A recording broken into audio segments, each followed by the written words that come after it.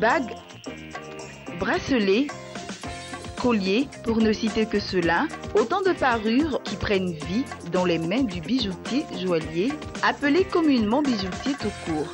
Une activité tout en finesse, combinant le travail des métaux précieux et l'art de monter les pierres et les perles. Formés à ce métier depuis leur plus jeune âge, ces artisans nous parlent de leur début. J'ai appris la moitié métier pour travailler. Donc après, je suis venu ici en 1974 à Abidjan. Bon, à peu près 5 ans, 6 ans, presque nous, c'est l'héritage quoi. Nous, on est dans une famille bijoutier. Quand on va à l'école aussi, on va sur l'atelier de papa. Notre père, c'est un bijoutier. Oui, c'est l'héritage quoi. J'ai commencé à fabriquer des bijoux depuis 1987. Pour l'apprentissage, j'ai fait 7 ans au Sénégal. C'est là-bas que j'ai pris mes métiers. Et puis, j'ai travaillé même à l'artisanal de Soumbodion au Sénégal. Après ça, je suis venu ici en 89. Bon, le début, j'étais pas. En ce moment, vous avez. En ce moment, l'argent, c'était valable. Donc, avec 1,5 million que j'avais, quand je suis venu, c'est avec ça que je m'installé ici. Maintenant, on trouve que les 1,5 million, les devises est venu, c'est devenu zéro. 1,5 million, même 2 millions, ça ne peut pas faire ce bijouterie là. Donc, sur les mesures que les temps changent, on évolue un peu. C'est tout. Les principales matières utilisées sont l'or et l'argent. Et dans le souci de mener à bien leur activité, le matériel requis pour la confection des bijoux n'est pas à négliger. Nous, on travaille l'or avec argent.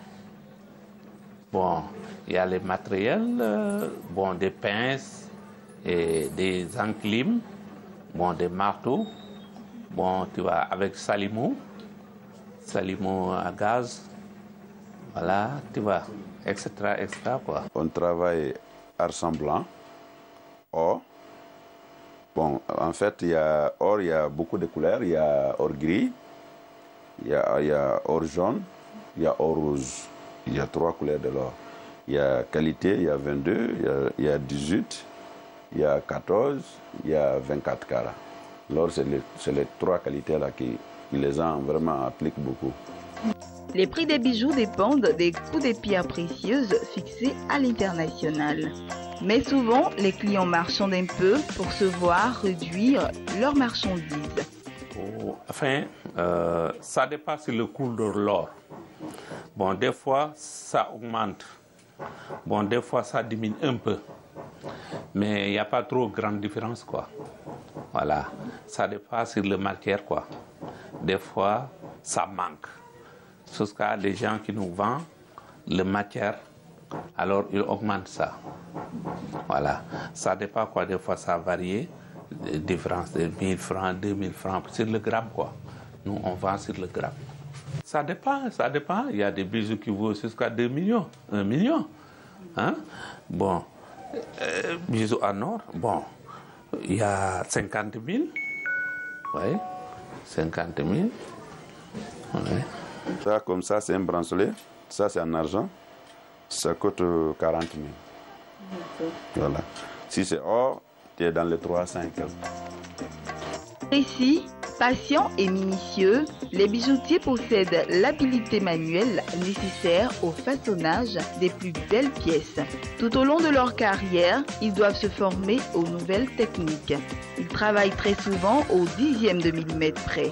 Le moindre écart de mesure sur une toute petite pièce peut provoquer une déformation du bijou. Avant de créer un bijou, le bijoutier, en concertation avec le client, conçoit et dessine le bijou avant d'en donner une estimation. Il passe ensuite à la fabrication. Fonte de métaux, composition des alliages, façonnage de la matière première pour réaliser la maquette en cire, puis en métal. Enfin, après avoir déterminé l'emplacement des pièces, arrive la finition. En fait, quand on est de métal en or, si c'est poudre, d'abord on lave ça avec acide. On sauve ça dans fer jusqu'à tous les... Tu sais, dans ça, il y a des bronzes dedans, il y a cuivre dedans. Mais dès qu'on lave avec acide nitrique, ça bouffe tout ce qui est métal. Ça va rester les sables qui s'accompagnent avec l'or. Mais dès que tu les fondes, tu mets ça, tu envoies ça aux machines directement. Il y a une machine spéciale, les machines derrière là-bas. C'est ça, c'est sur ça on lamine. Quand on tire, et puis ça devient fil, ou bien si tu veux plat, si tu vas fabriquer quelque chose comme ce qu'est là, vous savez, ici, c'est plat. Mais ce qui est ici, c'est le fil. On tire ça en plat, on coupe notre modèle, et puis en même temps, on fait décoration dessus. Donc c'est comme ça se passe qu'on fabrique les bijoux finalement. Bon, les bijoux, ça commence par le filigrane avant. Avant, nous, on faisait filigrane. Mais maintenant, il n'y a plus de filigrane. Les gens ne nous approchent plus. Tout le monde il demande que ces modèles.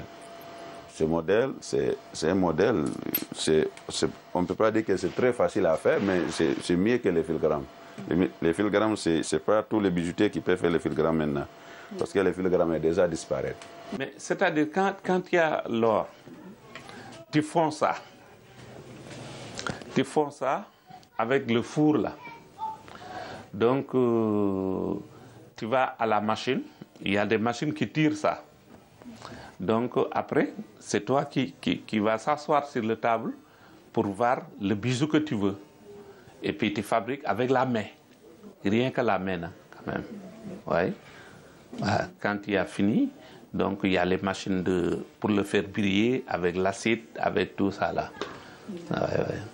C'est-à-dire la bijouterie, comme nous, par exemple, nous on est local. C'est la fabrication et puis débrouillard. Tu sais, quand tu es un bijoutier, un petit bijoutier, tu viens travailler avec ton patron, il te paye le nombre de grammes. Selon que tu as fait quoi, c'est le gramme. Donc, ça dépend, tu vas épargner là-bas. Épargner, mais on ne peut pas dire vraiment un taux que tu vas ouvrir un bijoutier. Parce que tu te débrouilles, tu peux avoir un coin, alors tu payes une pince, tu payes quelque chose, garder quoi, lorsque tu es ton patron. Donc tu payes des pinces, des salimons pour garder. Bon, le jour que tu as un coin, bon, tu commences à débrouiller, mais tu ne peux pas installer des bijoux, mais tu débrouilles, les gens viennent te donner du travail, tu travailles pour économiser, jusqu'à tu vas éteindre quoi. Ces artistes font de bonnes affaires, surtout en période de fête. Avec ce métier, ils parviennent à se prendre en charge et à subvenir aux besoins de leur famille. Non, tu sais, les bijoutiers, normalement, en fait, les bijoutiers,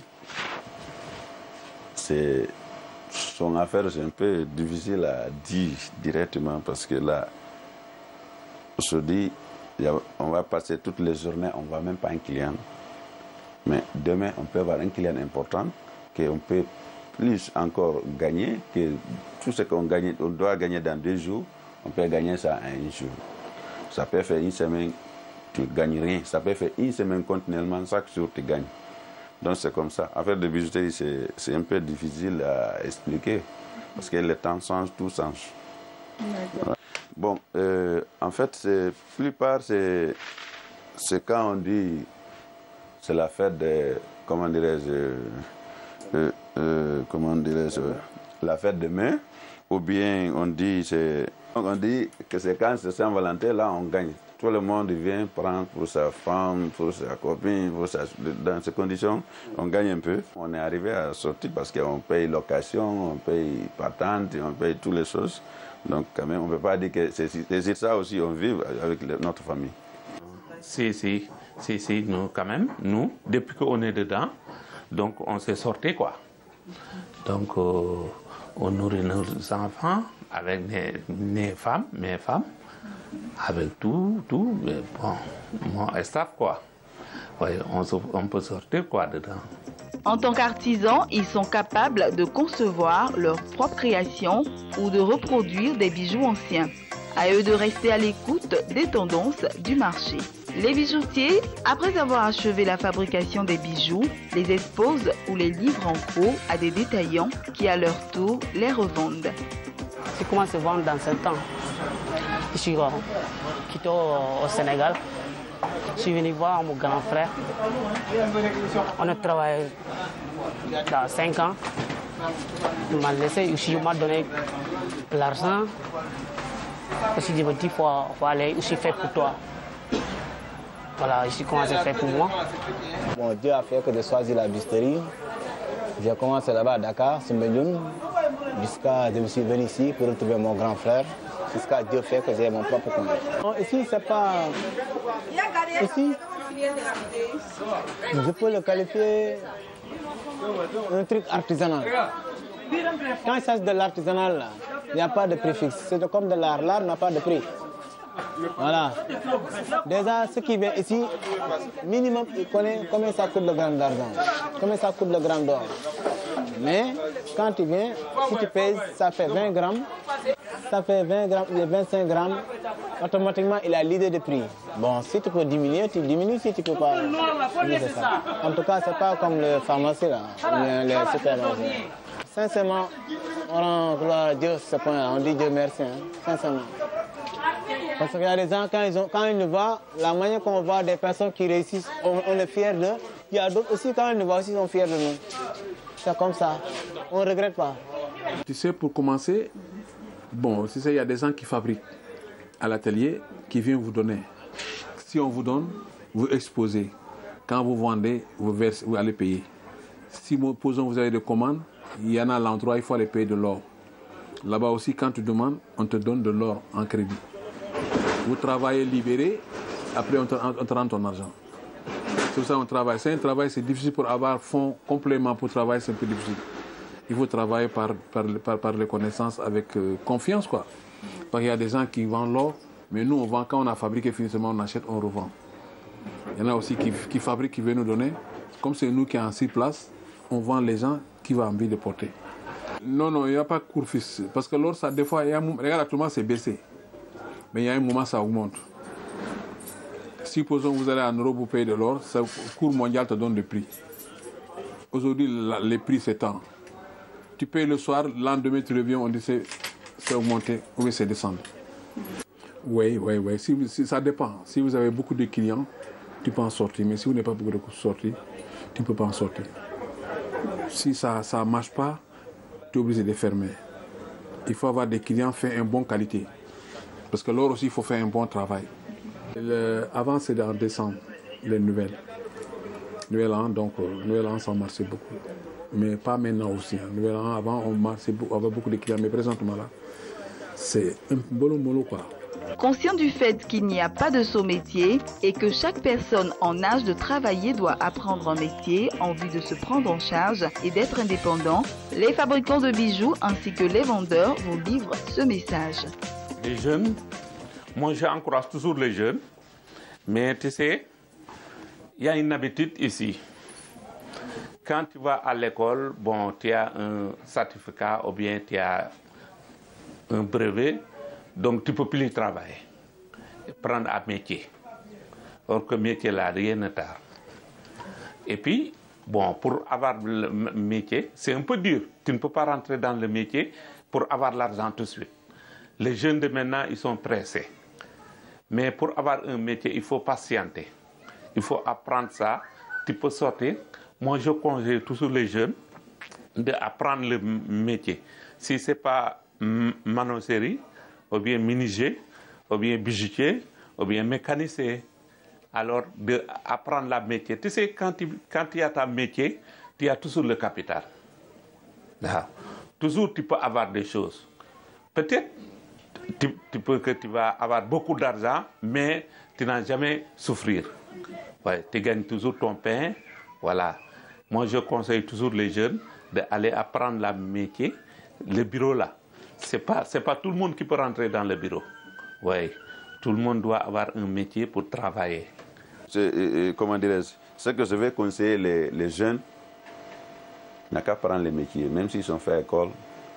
Si ce n'est pas tout le monde qui va à l'école qui va trouver les places au bureau, il y a métier. Après école, tu peux prendre le métier. Si tu n'as pas trouvé bureau, tu peux prendre un métier pour travailler. Ceux qui n'ont pas été à l'école aussi, ils n'ont qu'à rentrer dans les métiers. Métier, il y a beaucoup de façons. Il y a des couturiers, il y a tout le monde, tous les sortes de travail. Mais il ne faut pas creuser les bras seulement pour dire que non, moi je demande, mon parent est là. Après, si ton parent est parti, tu vas faire quoi? Il faut courager, il faut prendre le courage pour vraiment travailler. Ah, moi, le seul conseil que je donne à cette jeunesse, rien n'est facile dans cette vie. Il faut travailler, tout ce travail pour réussir. Si tu penses que tu te réveilles un matin pour devenir millionnaire, là, tu te fatigues pour rien. Les gens que tu vois, ils réussissent leur vie. Ils ont travaillé, ils ont devenu ce qu'ils sont aujourd'hui. Ah, en tant que nous, Sénégalais, c'est ça qu'on a appris sur nos parents. Ils ont commencé pour rien pour devenir ce qu'ils sont. Malgré tout ça, on ne compte pas sur leur argent. Nous aussi, on va commencer comme ils ont commencé pour que demain aussi nos enfants vont hériter sur nous sur quelque chose, quoi. Donc le conseil que je leur donne là, c'est simple. De ne pas suivre la tendance, d'être patient, avoir un objectif direct. C'est ça que je veux dans ma vie, c'est ça que je veux. Mais si tu dis que tu travailles ce que tu gagnes dans la semaine, tu vas aller dans les boîtes de nuit, tu aimes tes copines pour manger ça, tu ne vas jamais y arriver. Hein? Les jeunes, la plupart, ils aiment seulement l'argent facile. Parce que nous, les vieux, depuis qu'on est jeunes, on a travaillé. Mais tu te réveilles un matin, tu es devant une petite lavage de voiture, allez faire. Ils n'ont pas courageux comme nous. Hein. Présentement, les enfants, ils aiment trop la vie facile. Ils n'aiment pas travailler. Mais pourtant, il y a du travail. Si tu vois des gens là, tu vas regarder partout, il y a des petits ateliers de bijouterie, il y a des petits ateliers de tailleur, il y a des petits de cordonnerie. Tout ça, c'est métier. Même tu allais t'en vas, on t'apprend de métier. Pendant 1 an, 2 ans, tu peux aller toi-même ouvrir. Mais si tu veux l'argent facile, tu te réveilles 10 h du matin. Tu t'en vas en ville, tu fais comment les enfants font, tu gagnes 10 000 francs le soir. Demain, tu continues de faire. Mais ça, jamais tu vas aller travailler. C'est pas intéressant.